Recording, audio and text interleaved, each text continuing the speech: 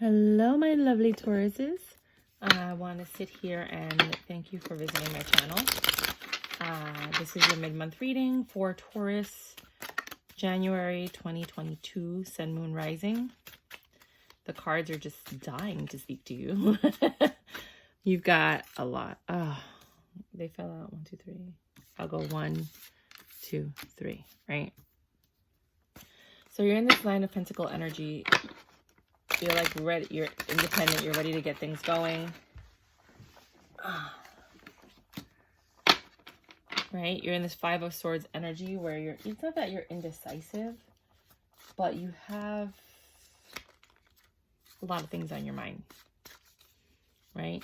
And then you're in this Two of Swords energy where you have a very serious decision that you need to make so that you can move forward into whatever it is that you're going towards. What else do you have for my vivacious Tauruses? You're going to be celebrating something very soon. Maybe you're invited to a party. Ooh, I love parties. Can I go? Can I go with you? Can I be your date? Get me out of this house, please. Okay, what else do you have for my Tauruses? Anything else? I'm okay with switching decks if you're done. Yeah, I think this deck is done. This was actually a tarot for someone else. And can you please clarify these cards per favor? No matter how many times I use these cards, they are so stiff. Which is good, because that means they're just going to last forever. But they're so stiff. Something told me to split the deck. Okay. The ending of something leads to a celebration. You got the Three of Cups again. Anything else? Because you're walking away from something or you're leaving something behind. These burdens that you were carrying, which brought you to this new beginning. It's a new passionate beginning. You ended a cycle. What else do you have for my beautiful, amazing Tauruses? Mid-month. What happened? What did you leave behind? Can you tell me in the comments? I'm always curious. You know, because think about it. If you're reading tarot every single day, you know, you want to kind of get to know these people, and everybody's situation is different. Anything? Nope. That's all you wanted from me? Okay. The next deck. I'm going to shuffle it 3 times because that's what I'm being told, and then I'm going to pick old school. They're telling me 4 rows. I'll go 1. Doesn't matter. Yes, it does. Okay, that one we're just going to leave out. 2, 3, 4. Because that one, I don't know. You saw what happened, right? So this one was the 4 of Cups, which is wanting to leave behind an offer or not being focused on something because you have a lot on your mind or you're disconnected. You have the 7 of Pentacles energy. You're just working your butt off and you're just making things happen. You have this Devil energy where you are probably being pulled back into something, I feel like. That's going to bring you some kind of disagreement. And then you have to make another choice, which is going to create discipline in your life. This choice is either going to back up what you've already done, or it's going to bring you back into an energy. 6 of Wands. It's going to bring you into success. So whatever choice you make from this 7 of Pentacles energy, this Devil that comes back, it's just going to be like a repeat of a pattern of behavior perhaps, or something that comes in. Maybe it's a temptation, some kind of Devil energy that's going to pop into your life. You're just going to persevere over it. It's not going to be anything like detrimental. You're going to have Justice in the Tower with the rebuilding of something. I feel like some of you are going to be traveling. It's just a feeling. And then you have the 6 of Pentacles and the 5 of Wands. The 6 of Pentacles is a gift that's coming in. Somebody did something generous for you.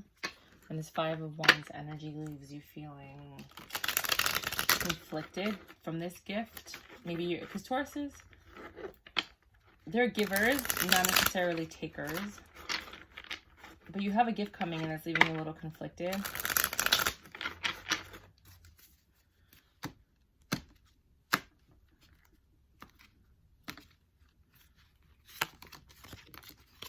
Tower again.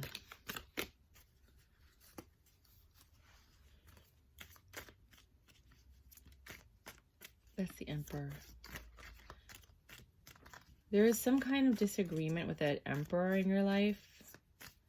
What is that? 5, 6. 6 is the Lovers. It's the 6 of Wands. 5 of Swords. No, 4 of Swords. Okay, sorry. This is my first time using the deck. So this Tower moment, whatever shakes up your life, because you have 2 Tower moments. So there's going to be 2 shakeups in the next couple of weeks. Right? The first one, you're going to get over, you're going to have success. The second one's going to kind of put you in your head. You're going to have to heal a little bit. You're going to be in this like 5 of Wands energy because the conflict is really a lot. But it's going to bring you a new perception at the Ace of Swords right there. And then you have the 4 of Wands, which is a joyous home. So yeah, all of this is just leading to happiness. You're just going to have a couple of little like bumps in the road. I don't really see anything too crazy for you. I feel like you're just going to be, you're going to do just fine. I think the basic stuff in your head and your heart is these little conflicts that you might have. But let's just read Oracle real quick to give you guys a sense of what might be coming. I'm going to read 2 Oracle cards from 2 different decks. Well, that popped out, but I'll just leave those out, but not necessarily. You know what? Let's just look at it. The morning. So you're going to be up all night. The universe, we're all just stardust. You're going to be up all night. The universe, we're all just stardust. And it has to do with something physical as opposed to mental.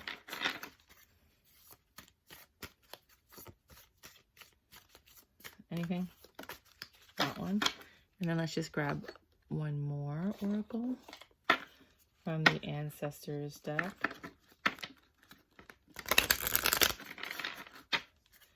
All of the cards that I use that are smaller, I actually have the full-size ones.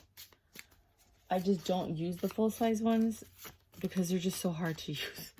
They're just so hard to shuffle. It's like, my gosh.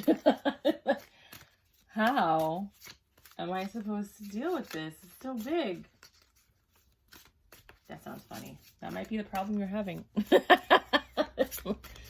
Might be the issue that you're dealing with. So the 2 cards that we got from the first are the Villain. You can always rewrite the story. So obviously it's something that has to do with he said, she said, homeward, take yourself out on a date, inner peace that you're working on yourself. Then you have the Drum. I'll actually get the book out so that we can read that. And then you have the Drum just says a dream and journey. Hold on.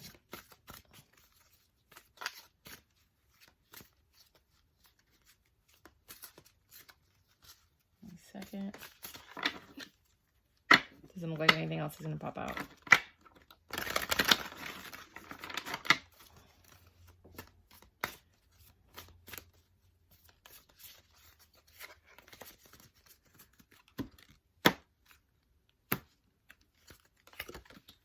Love heals fear. Ooh.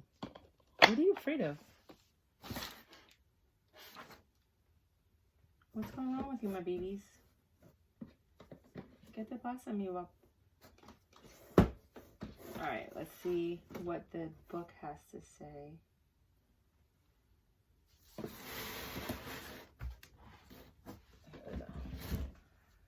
So I do have the original deck. I just find they're very difficult to like shuffle. Drum. So I like the small ones. I'm just going to put so you can read it. I'm going to put it there so you can pause it and read it on your own. But I'll tell you what it says right now. Journey inwards to uncover insights and information that will be important for your path. Then follow the guidance. You're really going to be in a very intuitive dream. Like all of your cards were all about mental. In shamanic traditions, in all four corners of the world, the drum is recognized as the main tool used by medicine men and women to direct their will and aid meditation. I'm actually doing a documentary on all this. A drum beat can become hypnotic and send those listening into an altered state that can allow them to journey to the spiritual realms and meet their guides. Some of you can actually astral project. This is what I'm telling you, not the thing. I think that some of you are able to astrally project. When the drum card appears in a reading, there are opportunities for you to dream or to bring an inner vision into reality. Your message is, you are very connected to the other worlds at this time. Told you. The wisdom and intelligence of the earth and her magic surrounds you. I have to tell you something about the documentary I'm doing. The drum, which echoes the sound of Mother Earth's heartbeat, that's really nice, has cleared the cobwebs and dust from your inner vision. What you have seen in your dreams and inner vision is not imagination, but guidance. Particularly if it has been coming to you repeatedly and has the potential to become reality. Dreams come true. Know it and live it. So what I was going to say is, when I'm doing a documentary on Indigenous people called the Indigenous Documentary. And what I'm learning is, yes, every single culture in the world has drums. Every single one. And what the drums do is they beat on the frequency that you're at. Like, if you believe any of this stuff, then you'll know that we are electrical beings, right? But we're also beings that resonate on a certain frequency, right? Because we're all like spiritual beings and we all have different frequencies. If you can tap into your frequency at that time, because your frequency is constantly changing and shifting, you can heal yourself, you can manifest, and you can do a lot of different things, right? So a lot of these drum ceremonies that I've been to, and I've actually paid to go to, they require, or they actually allow you to, how do you say, they're trying to find your frequency. And once they find your frequency, then they can heal whatever's wrong, or they can get to whatever's going. So what I think you might want to do is play some music until you feel something where you feel at peace, until you hear something where you feel at peace.